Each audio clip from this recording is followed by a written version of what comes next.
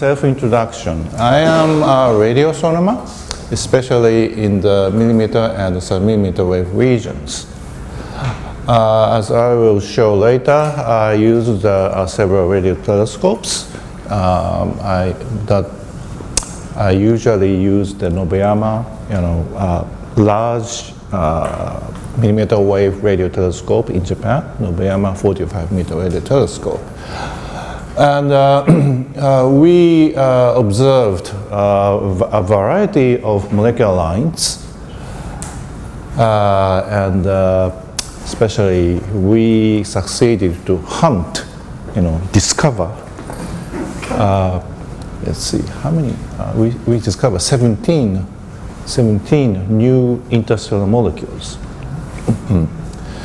So of course we try to find new ones, and we try to understand the abundances and explain how much they exist regarding the formation. So I'm currently the Vice President of Commission F.3, Astrobiology, of the International Astronomical Union, IAU. I was appointed last year, and the Vice President lasts for 3 years. So after that, I don't know what happens to me. Well, if I do anything wrong, then I will be promoted to be the president. As Miguel mentioned at the opening message, we are now preparing an astrobiology conference in Chile next year, almost 1 year from now. So last month I visited Chile to the venue, and we investigated the suitability of the site, and we met local people and did something. So I am traveling around the world, and this is my first visit to Vietnam, but this is my 5th talk in Vietnam. Fifth talk.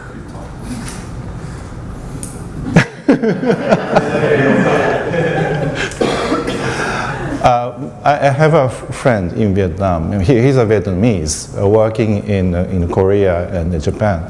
So he asked me to visit Hanoi. So I visited the Vietnamese Science and Technology Academy. So I gave a talk there. And next day I moved to a small city, Buon Ma Thuot, where one university exists, and I gave a seminar, the second one. And yesterday morning I gave 2 lecture talks. Therefore, this is my 5th talk. Let us start. First of all, I have to provide the definition of astrochemistry. There should be various ways to define what astrochemistry is. The one way is to describe like this.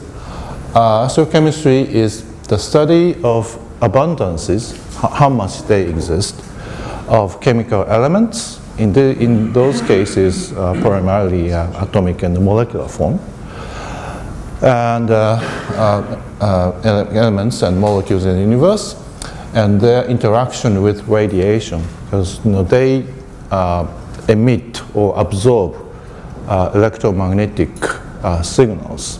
That's why we are able to observe them. So, so astrochemistry, as you can easily imagine, this is a discipline of an overlap between astronomy and chemistry. So as far as I know, astrochemists are a minor component of astronomers, because many of astronomers do not have much knowledge on chemistry. So I'm not saying I have full of knowledge on chemistry. I know just a bit, but I have more knowledge than normal astronomers. So this is the outline of my talk for today. I will describe briefly what the interstellar matter is, and then I will show molecules in space, application of molecular spectroscopy, and how they are formed, and how we derive physical parameters, how we can derive number of species in a specific source, and how their intensity distribution can be described. And we will discuss how molecules are formed, formation mechanisms to form molecules, something wrong, some funny English, but don't care. And finally, if I have sufficient time, I'd like to touch a bit the relation of astrochemistry and astrobiology. So, interstellar matter. So, Nikos already showed some beautiful slides. So, I think you are already familiar with interstellar matter.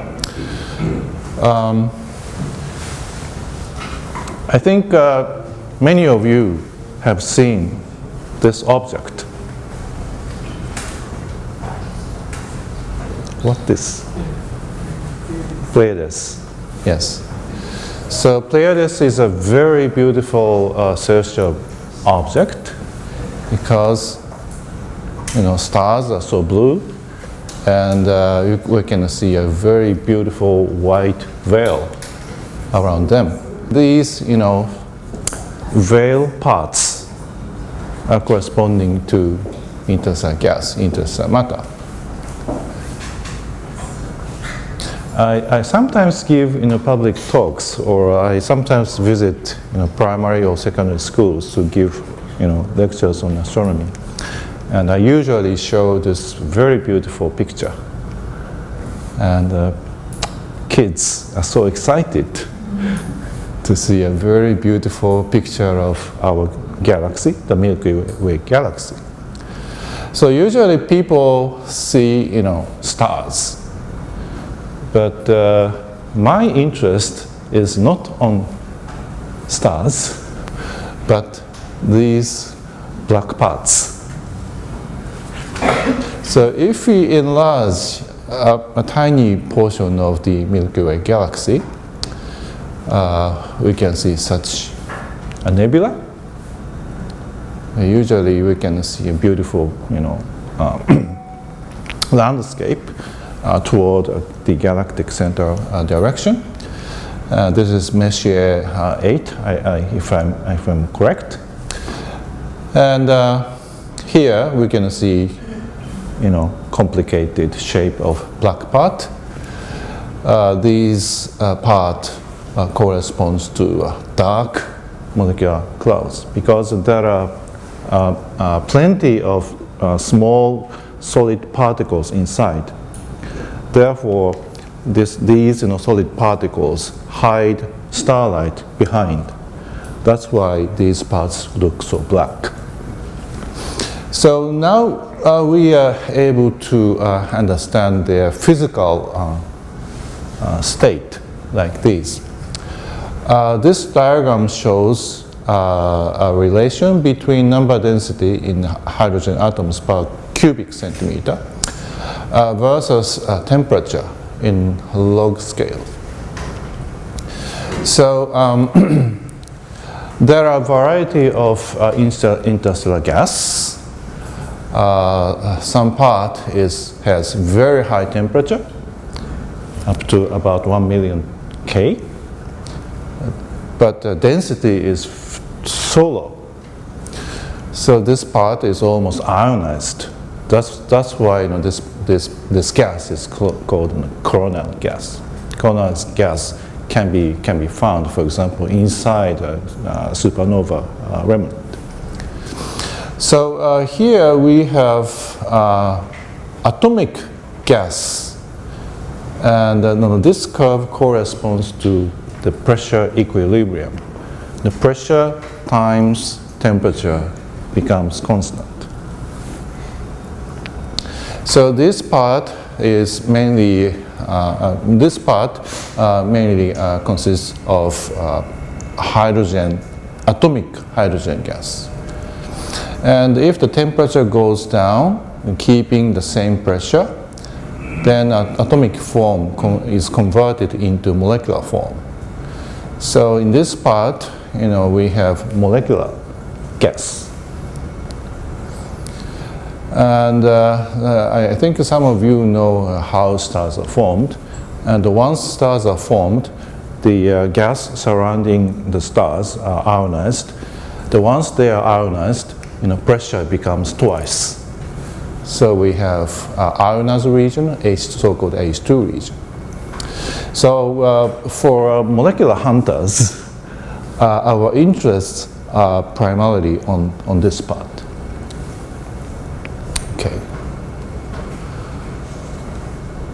So this is a summary table. Interstellar gas has a density range between 10 to the minus 3 to 10 to the 10th hydrogen atoms per cubic centimeters. The temperature, of course, ranges between 10 Kelvin and 1 million Kelvin. And as I mentioned, dense interstellar gas is formed from the atomic form to molecular form. And especially for the molecular clouds, parameters are like these. The temperature ranges between 10 Kelvin. 10 Kelvin is minus 263 degrees Celsius, up to several hundred kelvins, like here. And the density ranges maybe 10 to the third to 10 to the eighth number of molecular hydrogen per cubic centimeters. So under these physical parameters, we are able to calculate mean free time. Average time between collisions. So it's about 1 year. So a single particle may meet other particle after 1 year. So this density range is so low. So if we are forced to go there without any space suit, what would happen? So our body will be boiled soon, and everybody becomes so dry. But okay, so we have been studying such very less dense region. And as I mentioned, the dark parts are hidden by small solid particles, and the temperature is so low. When temperatures are so low, almost no visible lights are emitted. So this is a very famous cloud. Do you know this one? No? This looks like an animal. Horse, head, nebula. This is a very famous cloud. So this red part, red light corresponds to the visible light emitted by ionized hydrogen, Balmer alpha line. So when you use optical telescope, we usually see these parts. But here we have just black parts. And if we use radio telescopes, then we receive almost no radio signals in this beautiful part. But we have radio signals from, for example, this is intensity distribution of carbon monoxide. As you know, carbon monoxide, CO, is so poisonous. So our universe and the molecular clouds are filled with poisonous gas. But don't worry, they are so rare. So no worries. So we radio astronomers, molecular astronomers, observe those regions. And the first radio telescopes were built almost 80 years ago. And after very good technologies advanced, we were able to detect molecular emissions, especially in the millimeter wave regions. So we astronomers knew the existence of molecules since the end of 19th century. So the first spectrum of a comet was made in the optical region. At those times, people had photographs. So people were able to take photographic spectrum by a photographic methodology. So people knew that there are some molecules, small molecules, around comets, like this. So this is a cometary spectrum in the optical region. So people knew there are carbon, C2, dicarbon, ionized CO, and CN radical. But cometary chromi are irradiated by ultraviolet fluxes from the sun. So these species are destroyed immediately. So almost 150 years ago, people said, there are some molecules, but they are immediately destroyed. But at those times, spectroscopy, atomic or molecular spectroscopy advanced a lot. And people knew variety of atomic lines, and atomic lines exist in various ways. So the simplest one is hyperfine structure lines due to the spin-spin interaction of hydrogen atom. The hydrogen atom consists of a single proton and a single electron. So these two particles are fermions, so they have spins of a half. So there are two cases. Let's assume this is a proton, this is an electron.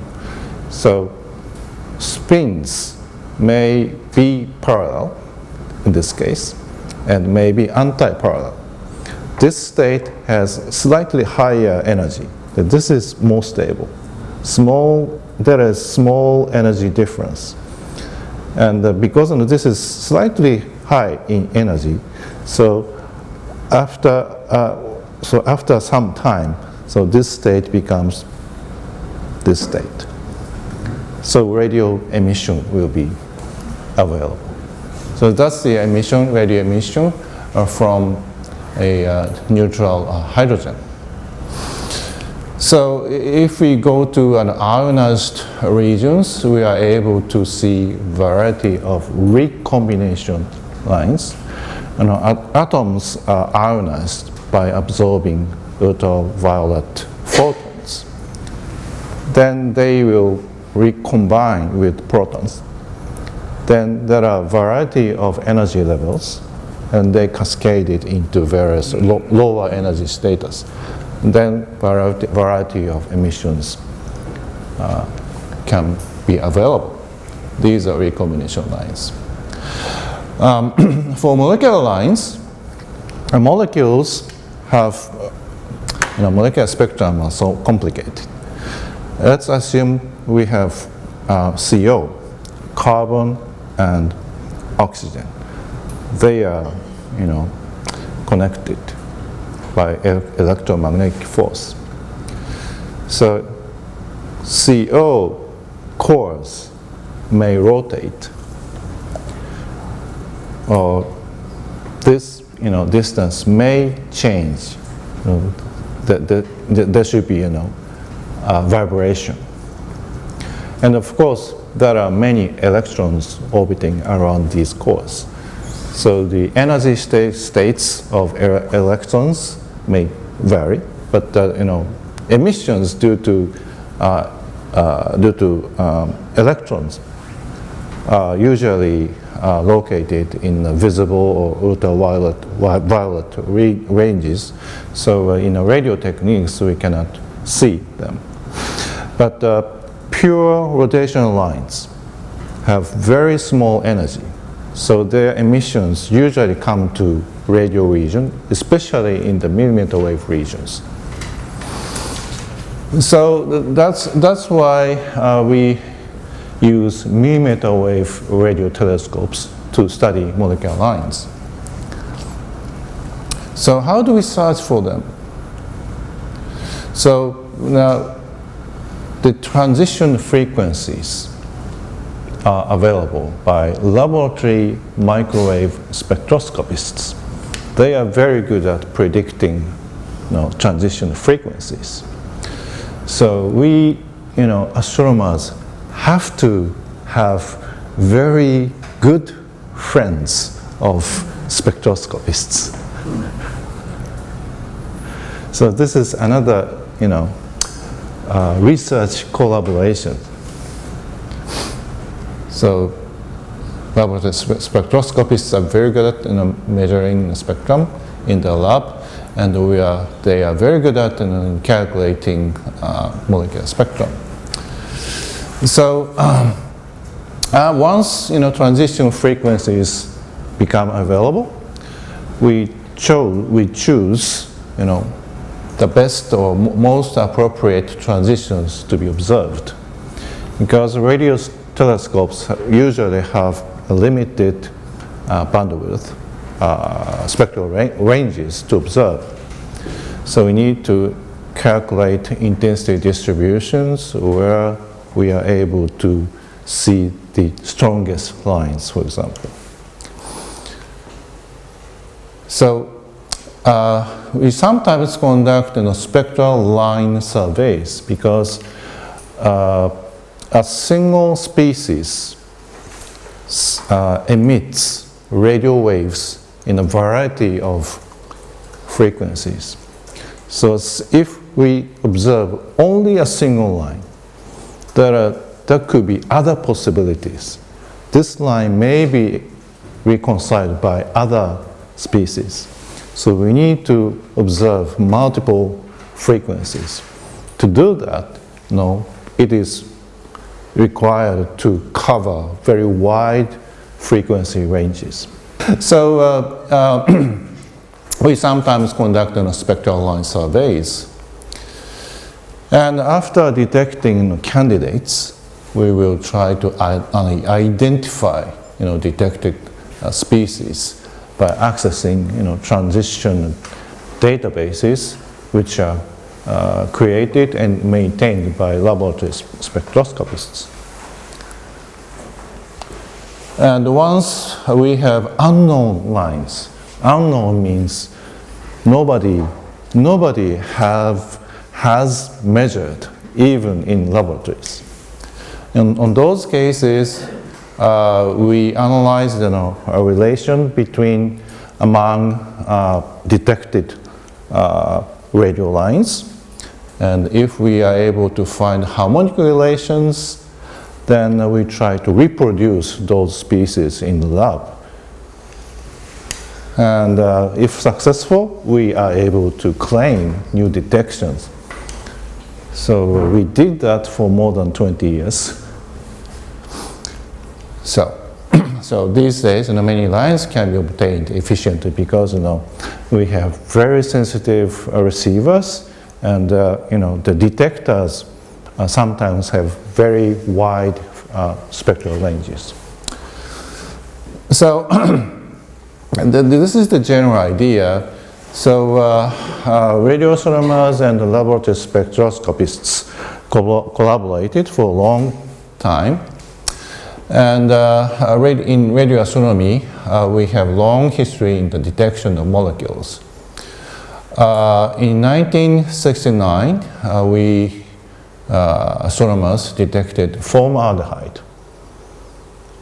You may think, formaldehyde is not a big molecule, but if you compare the size, formaldehyde consists of 4 atoms. Prior to that, people knew much smaller molecules, diatomic molecules only. So 40 years ago, astronomers said, "Oh, we found such a big molecule." But after that, we succeeded to find carbon monoxide, methanol. This is 6-atom molecule, and we have many more. And many of them, as you can easily see, many of them are organic. So even at the 1970s, we had a big list of organic species. Of course, there are other inorganic species as well. And when I usually give talks on such organic species, I usually mention about your favorite material. A bit larger than methanol. And in every country, you have in France you have nice wine. Here we can enjoy Saigon beer. So ethyl alcohol is also detected. So I don't see the list here. But anyway, here it is. So many famous complex organic molecules were detected in 1970s. So for our case, we use, as I mentioned, we used the 45 radio telescopes in Nobayama, and we were able to discover 17 species. Our first one was C6H. It's a very funny carbon chain molecule.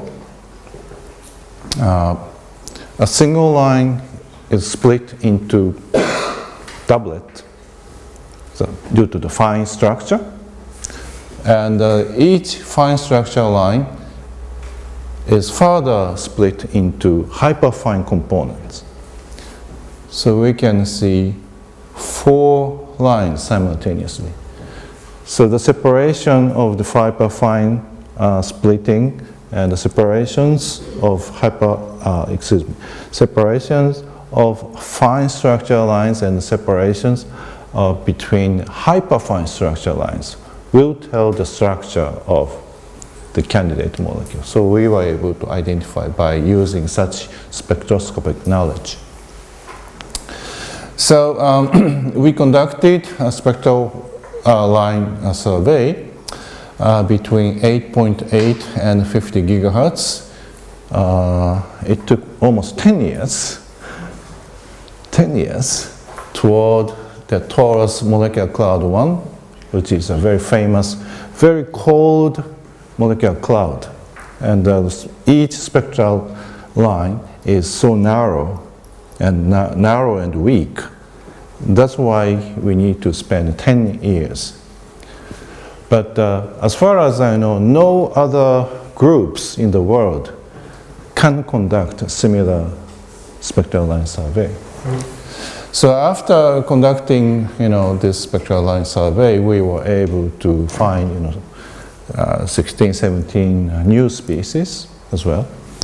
So such a research method is quite efficient. So we can see HC3N, HC5N, HC7N, C4H is another radical. So for laboratory spectroscopists, such spectrum would be very, very attractive. So we are able to see molecules, not only dark clouds, but in a very cold cloud cores in the infrared range. So this is a sample spectrum obtained in the mid-infrared region, and we can see several absorption features. This is carbon dioxide. Sorry, the fonts become black. So this absorption dip corresponds to carbon dioxide, and this tiny one corresponds to methane. And here we have clear absorption features due to solid water, H2O. So nowadays we know that there are a bunch of solid phase water in the solid phase.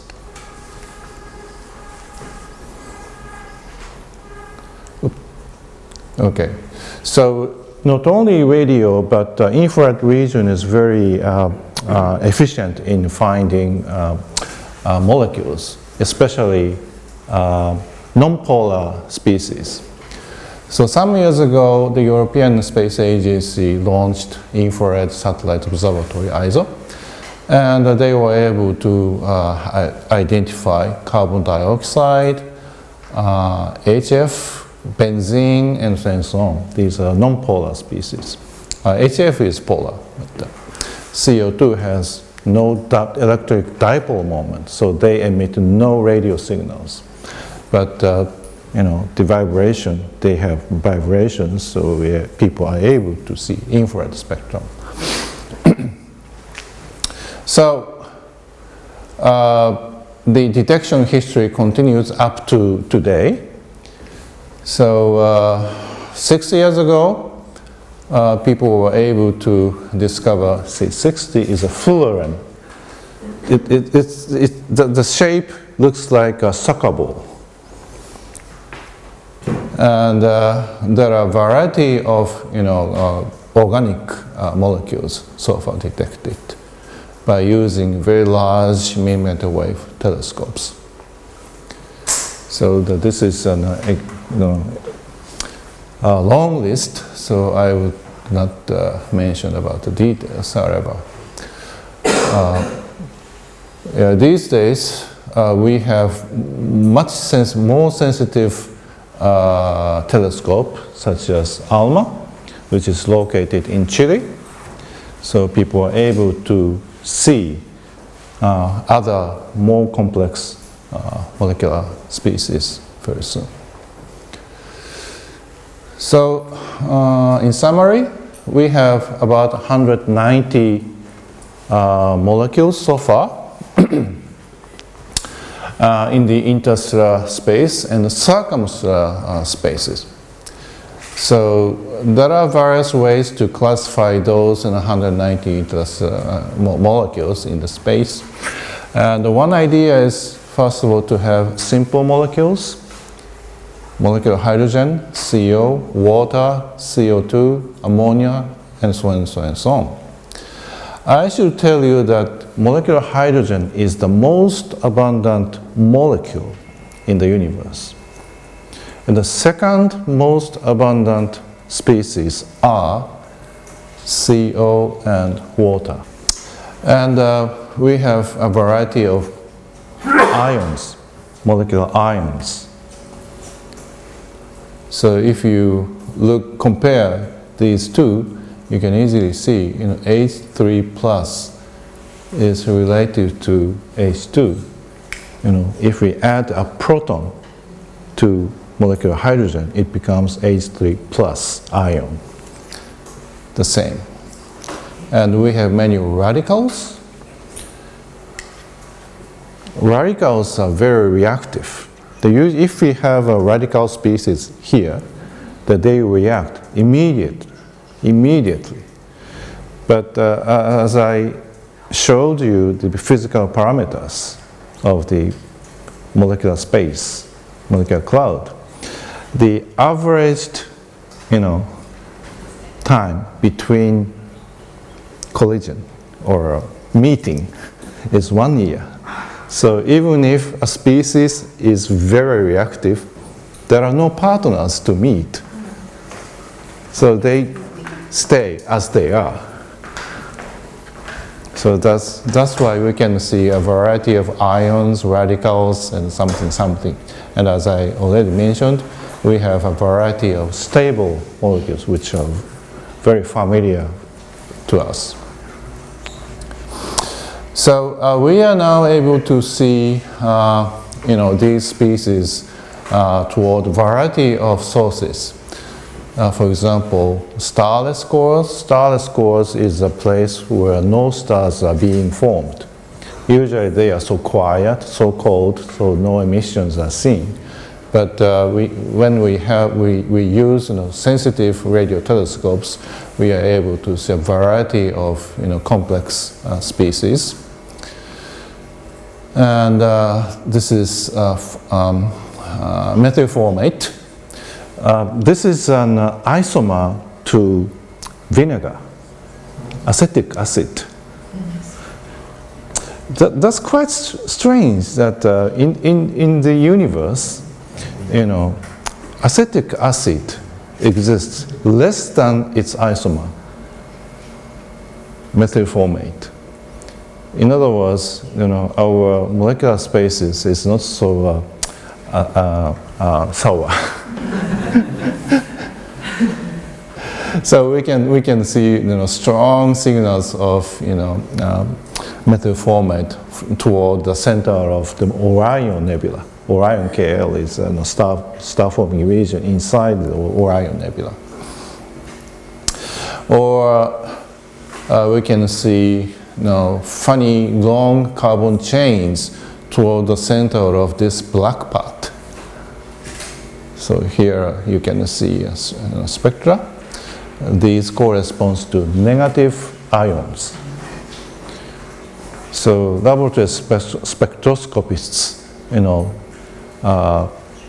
have solved, negative ions for a long time, but by using radio telescopes, they finally discovered negative ions. So now we have ALMA.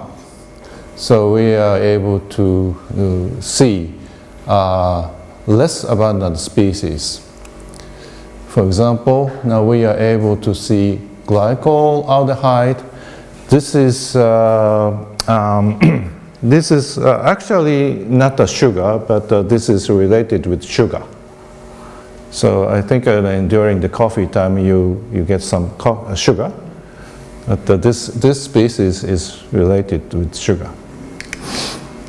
And ALMA detected, sugar-related species toward, small star-forming regions. There are binaries. Its name is something, and we are able to see, signals from these species. And the molecules exist in circumstellar shells. He mentioned that a star, for example, our sun, will, expand after 5 billion years from now. So once the star becomes such, red giants, So materials are escaped from the surface and they create shells. So now we are able to see molecules in those shells. So there are a variety of species observed towards circumstellar shells. And we are able to observe, so many molecules, even toward extragalactic sources.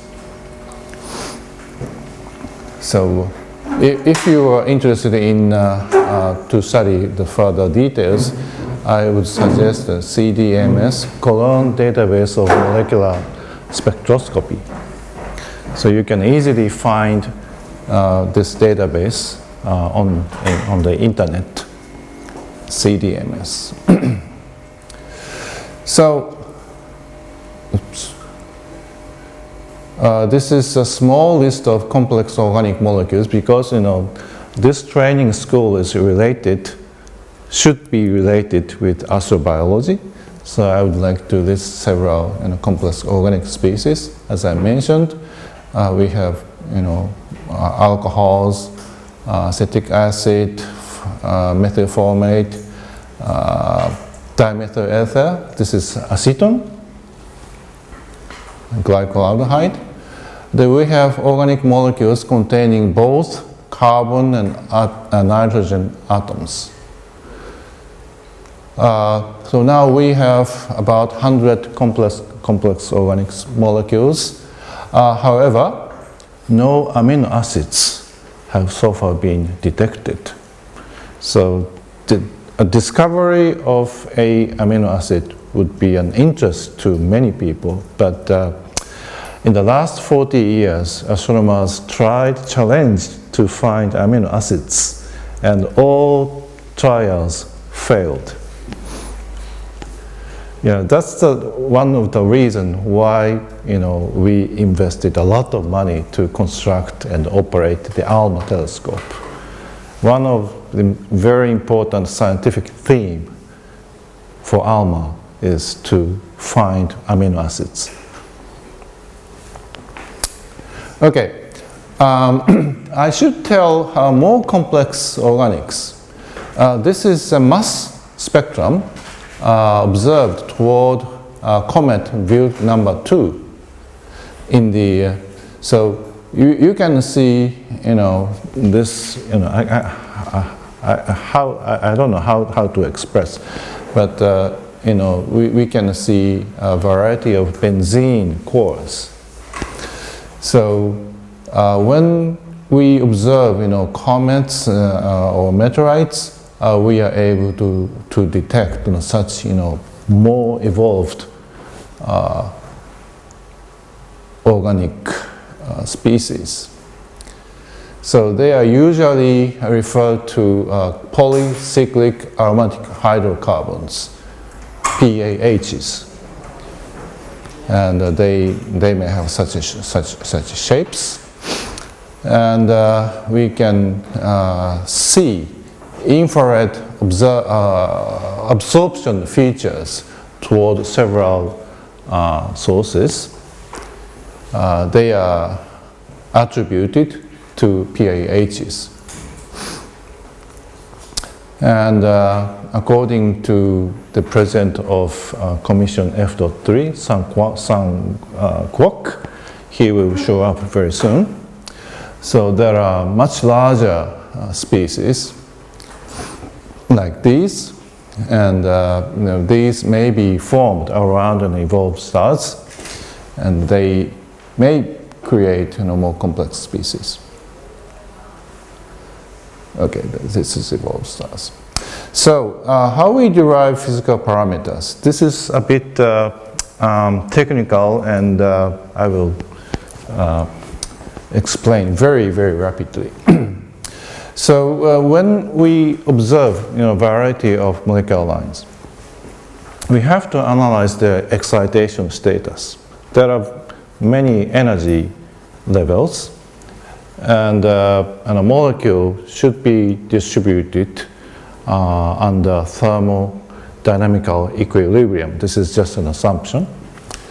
So W expresses integrated intensity. Line has this shape. So this area corresponds to the integrated intensity. So this is the one of the observable.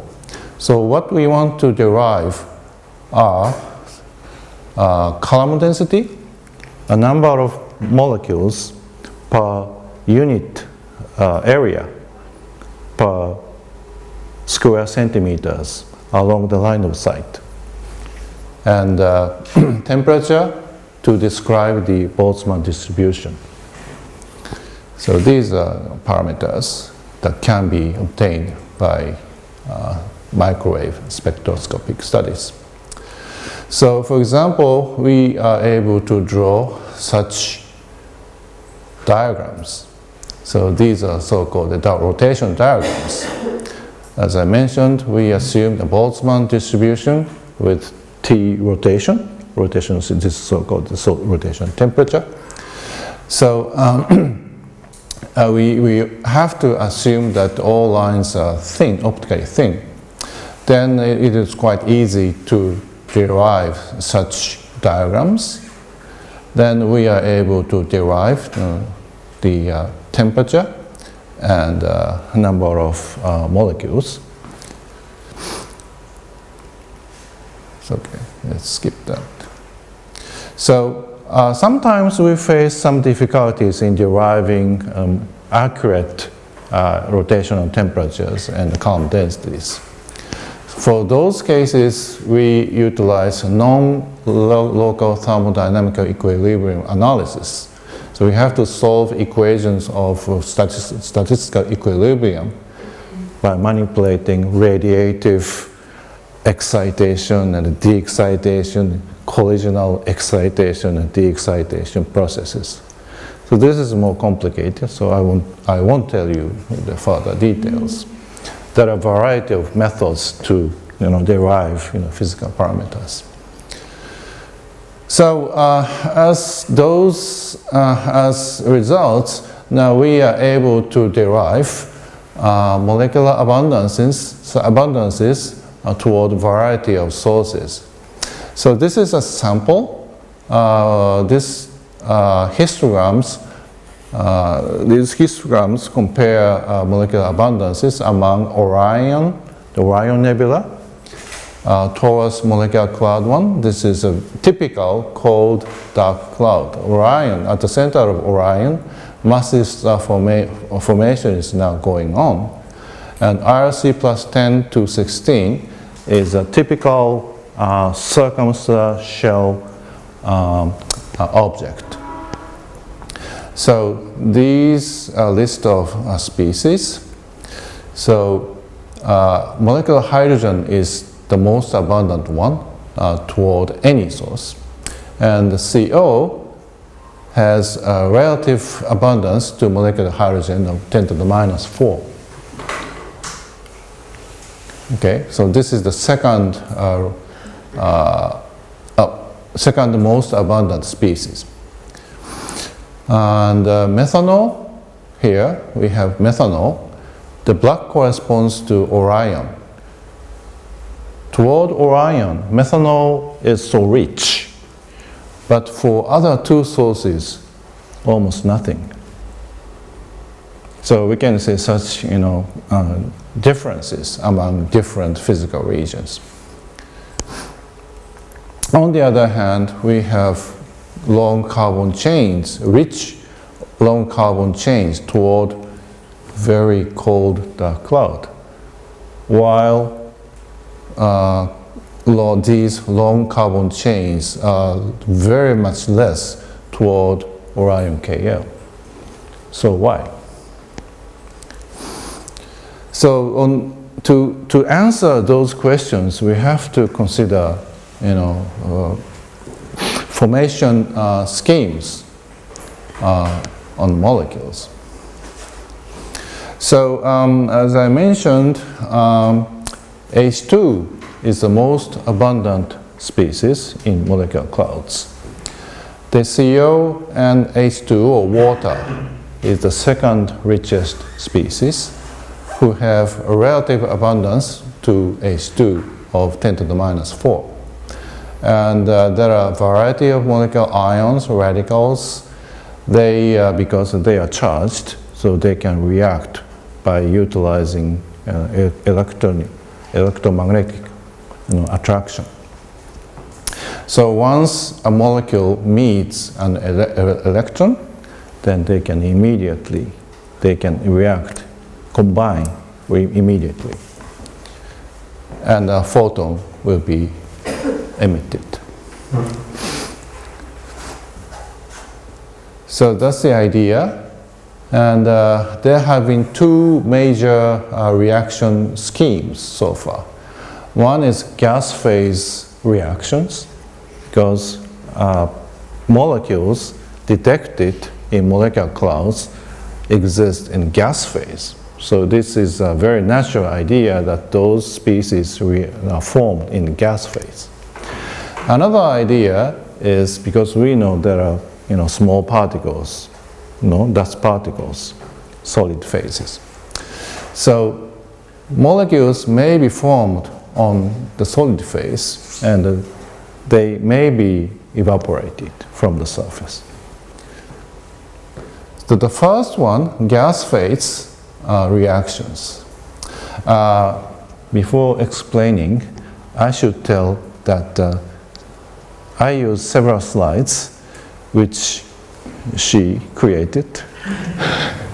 So correct me if I'm wrong. So the easiest reactions are neutral reactions, because we saw so many neutral species. So neutral species may react, but under very low temperature, it is almost impossible, because neutral reactions usually have activation energy to proceed. Because the temperature is so low, so the kinetic energy cannot overcome the activation energy. So it is very inefficient at low temperature. Then instead, if a neutral species is ionized by cosmic ray, high energy particle, then, or UV photon, they become very reactive state. Then those ionic or radical species may react with other neutral species. So that's the idea, and so-called ion-neutral reactions. Once ion-neutral reactions occur, the products may have a bit higher energy. So the excess energy may be emitted by photons, or kinetic energy of fragment of the reactants. So that was to some extent very successful. This is one of her results. So people try to explain observed abundances of these species, and they developed a nice model, as which evolves as a function of time. So the best fit are shown here. For some species such as SO2, CS, the model and observed values match quite well. So Nomura-san concluded, this is nice. But we are able to see some large discrepancies, such as dimethyl ether. The calculation and the observed value have large discrepancy. If we trust the model, we are able to estimate the age of the source that we observed. of course, if time goes on, chemical abundances of those species vary. Usually, chemical models are incomplete because reaction data are not complete. So, it is an idea to estimate the age of the source by analyzing the chemical species, so-called chemical age. But estimated chemical ages have large, errors. But anyhow, if we trace these time variation, time evolution, so the chemical abundances will become stable, steady state. But before reaching steady state, almost all molecular clouds collapse into different physical status. Usually, chemical species are absorbed onto dust grains. Okay. If time goes on, so transition from the gas phase to solid phase occur. Okay. So that's why those curves decrease. As you see, there are some discrepancies which cannot be reconciled solely by gas phase reactions. So one idea is to introduce solid phase reactions. This is a very old picture that's just describing the structure of dust particle. Dust particle have its core, which are created during in the evolved stars. You saw the circumshell shells. So the the evolved stars emit carbon atoms and so on toward outward, and then those are condensed into very small cores. And time after sometimes goes on, then gas phase water, because the temperature is so low, gas phase water can sublimate onto the surface, making ice. So we have ice surrounding the dust cores. So once we have gas phase molecules adsorbed onto those dust particles, other kinds of reactions may occur. So this is one idea on dust surface reactions when temperature is so low. So as I mentioned, on the dust surface, a variety of atomic species or molecular species are absorbed from the gas phase. And hydrogen is the most abundant atom. And when the temperature is so low, the hydrogen atom experiences the tunneling effect. So hydrogen atom, once absorbed, that moves to react those adsorbed species. Then they form, for example, methane, water, ammonia, and so on and so on. So if we assume these mechanisms, then we can expect absorption spectrum of water, methane, and other species on cold dust particles. Actually, this is an infrared spectrum observed toward W33A by ISO. And now we can see methane, water, CO, absorption lines as well as methanol absorption lines.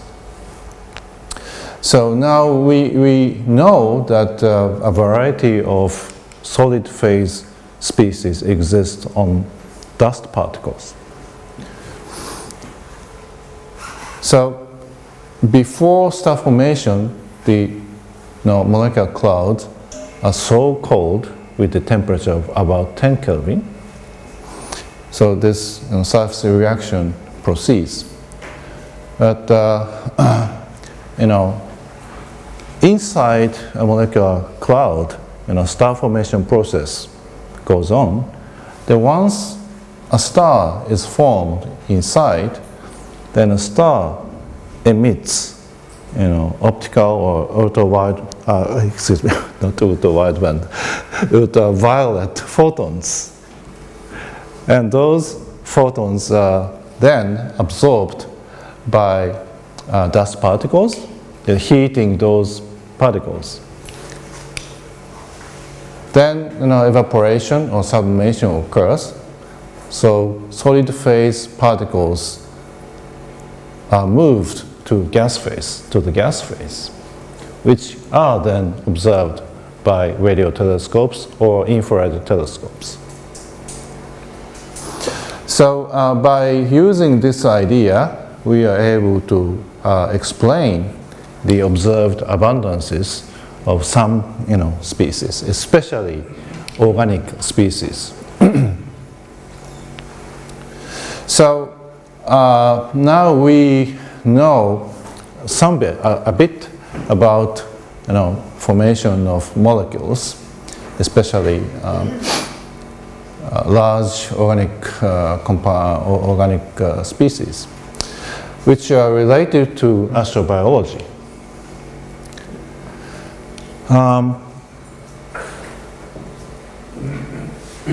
We have, of course, everybody has parents. Yes? So each parent has his or her parents. So the relation continues forever, but what is the first life? So, yeah, this is a very, very serious problem for all of us. And even 600 years ago from now, people discussed in Greece or any other countries discussed how lives were formed.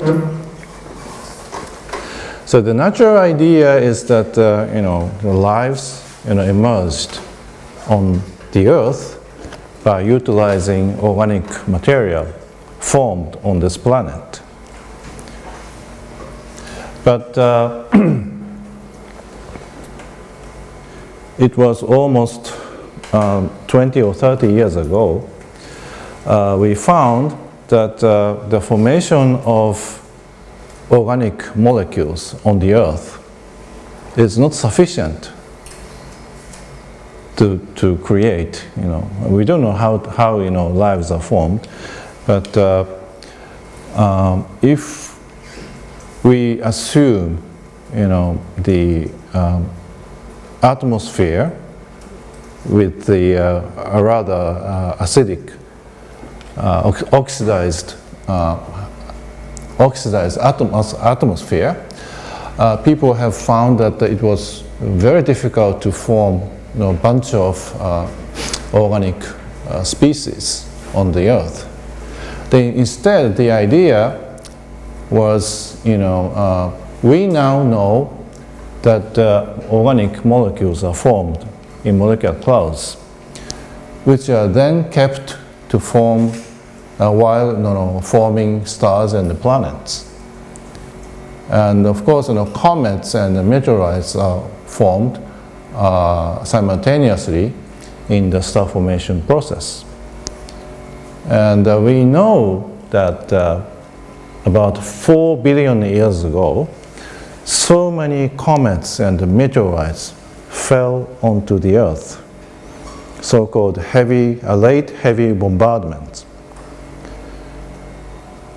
So those phenomena might have brought a bunch of organic molecules as well as water. So now we are able to assume that molecules formed in the molecular clouds are the seeds of life, at least this planet. If this is the nice idea and the correct idea, similar process may go on other planets. So we know that organic building blocks exist, for example, in some protoplanetary disks. This is one of famous star-forming region, Ophiuchus RS-46. Now we can see CO2, HCN, acetylene in absorptions, but according to some analysis, the temperature distribution can be described like with these very high temperature. So there should be very dense cloud, and the molecules exist there, that they are heated up but are kept unchanged. And in the last 5 years, we had very exciting discoveries. So NASA launched a wonderful mission, Stardust, which approached to the core of comet Wild number 2, and they discovered, glycine from the ejector of that comet. The mission captured an ejector and kept them into a capsule. The capsule was returned to the Earth, and then people analyzed the content of the capsule and reported the detection of glycine. But this is always the case that people always doubt, the capsules may be contaminated by terrestrial amino acids. But this year, there was a new report on in situ measurement of cometary glycine that was done by the Rosetta mission. So Catherine Outweck reported a clear result on the secure detection of amino acid and glycine toward at least one comet. So then we may have a question, are there amino acids and their precursors in the interstellar molecular clouds? Because we know, diffuse cloud in the star-forming region, comet, planets are linked together. If amino acids exist in these phases, they might have they might have delivered to the Earth or to other planets. So now we have such an hypothesis, but before we have such an hypothesis, astronomers try to search for amino acids. So Brown et al., he's a spectroscopist, laboratory spectroscopist. He made the first measurement of microwave spectrum of glycine 40 years ago. And he conducted a very sensitive, at that time, observation of glycine, but he failed. And there are other trials to detect glycine, and all trials failed. So there should be various reasons why people failed. One reason would be, telescopes had the sensitivity of the telescopes they used were not sufficient. So that's the idea why people constructed and operating the ALMA telescope. The ALMA has very, very high sensitivity. But even if we have very good sensitivities, we have to understand how actually glycine and other amino acids are formed. So many researchers suggested possible formation scenarios toward glycine. So we have to understand which would be the best, most promising path to form glycine. So the question, what is the most dominant formation path to glycine in space? So we have conducted chemical network simulation in investigating the dominant process to form glycine. So I'm not going to the details, but we use a well-established chemical model, and we use maybe the best database, but of course each reaction data may be incomplete. So we solved the amount of changes in abundances by using this equation. This is gas phase production, gas phase destruction, evaporation from the solid phase to the gas phase, adsorption, this is typo, adsorption from the gas phase to the solid phase. So we treated about 7,000 species. So we had to solve simultaneous equations, 700 simultaneous equations as a function of time. We assumed that the cloud, molecular cloud, starts diffuse phase. Then it collapses to form very, very dense part. And once the dense core is formed, a star may be formed inside.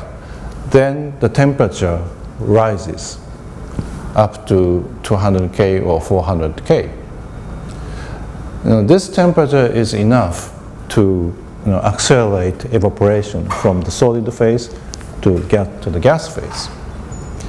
So under this assumed physical condition, we are able to compare formation rates of glycine on grains.